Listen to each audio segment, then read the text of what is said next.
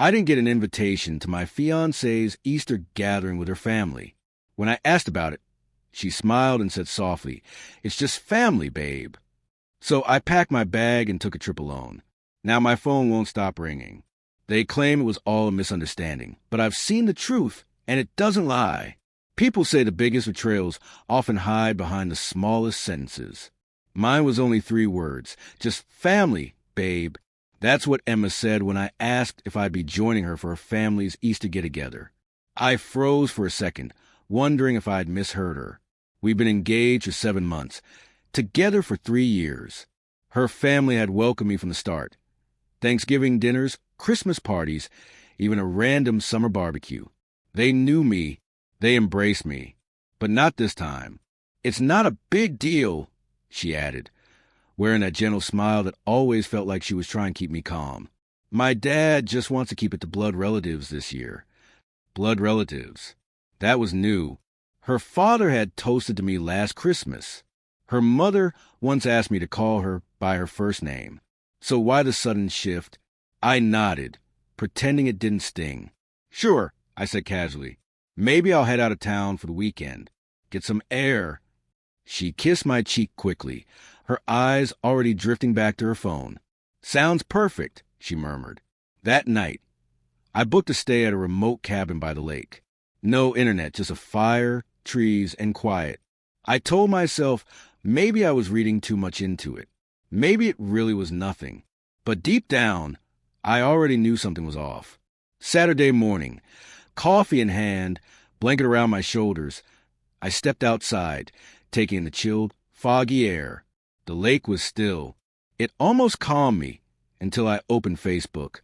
I wasn't digging, just mindlessly scrolling. Then I saw it. Her cousin Monica had posted a short clip. Glasses clinking at a brunch table. I almost moved on until I saw Emma sitting in the background, champagne flute in hand. Smiling in that lavender dress she said was for work. She looked comfortable. She looked home. No big deal, I told myself again. Just brunch. But I'd sat at that same table the year before. Same chairs, same laughter, same family. And then I saw him, Tyler, laughing beside her, handing her a chocolate egg, touching her hand like he'd done it 1,000 times before. Her ex, the guy she swore barely texted her anymore, the one she insisted meant nothing. Apparently, he meant enough to get an invite. My chest tightened. I called her once. She didn't answer. 30 seconds later, "Can't talk with family. Love you. Love doesn't lie to your face. Love doesn't shut you out." That night, I couldn't sleep. I sat by the fire, watching logs crumble into ash while my thoughts unraveled. All those little red flags I'd ignored suddenly screamed at me. Her lock in her phone, her sudden me time, her laughter at texts she never let me see. Tyler's name always brushed aside. I should have seen this coming. Sunday morning, I paced the cabin, unable to sit still. I opened Facebook again. More photos, more smiles, more of Emma and Tyler laughing, serving each other drinks, acting like a couple hosting the whole damn thing. It was like I had been erased from the picture completely. Then came the Venmo payment. A transfer to TR with a leaf emoji. Harmless? Not when I remembered she once told me Tyler used to call her his autumn girl. That leaf wasn't random. Still, I didn't stop.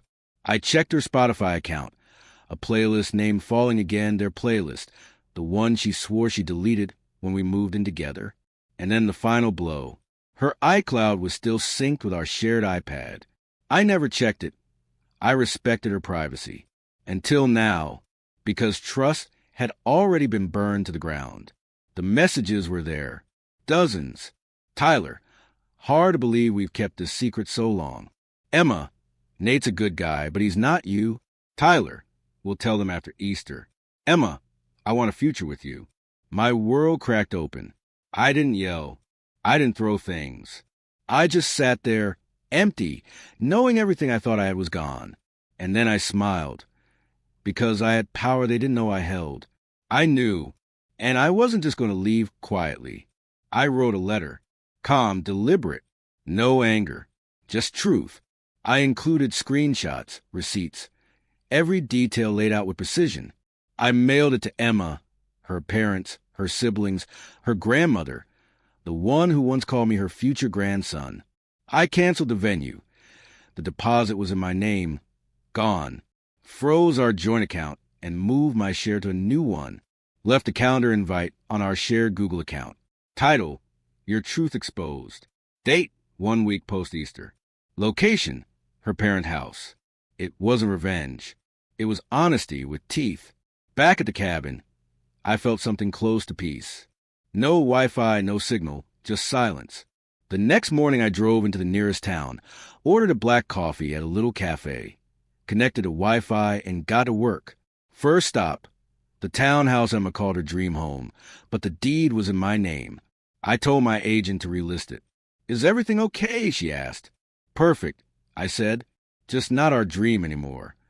I revoked Emma's access to our wedding planning portal. Deleted everything. Flowers, guest list, seating chart, gone.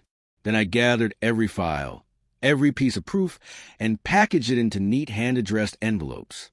One for every person who ever thought we were perfect. I sent one to Monica, too, because if anyone hated drama, it was her. Or so she said. On the drive back, my phone buzzed endlessly. Messages poured in confusion, apologies, anger. Emma's dad left 5 words. I'm so sorry, son. Emma's last text said something different. Please come back. We can fix this. No, you can't fix what you shattered on purpose. I moved into a bare apartment in the city. White walls, no shared spaces, no reminders. Emma tried to pretend I didn't exist for one brunch. So I gave her a world where I truly didn't. And as for Tyler, turns out he had someone too. A sweet girl with a quiet Instagram full of books and lattes. I sent her a copy of the screenshots, too. Thought she deserved the truth. Next Easter? I doubt it'll be quite so cheerful.